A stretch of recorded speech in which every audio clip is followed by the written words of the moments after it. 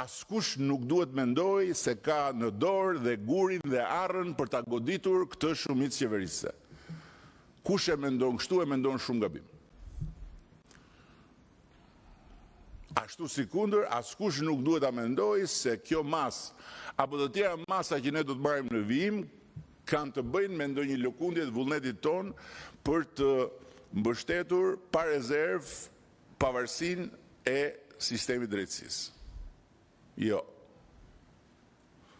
Ne duam një drejtësi të pavarur, fatmirësisht e kemi sot aq të pavarur sa që një prokuror në një rreth lëshon 33 masa arresti dhe harron të arrestoj vetën e vet.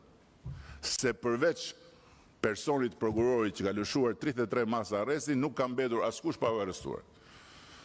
Pa filluar gjyqja akoma. Arbitraritet total.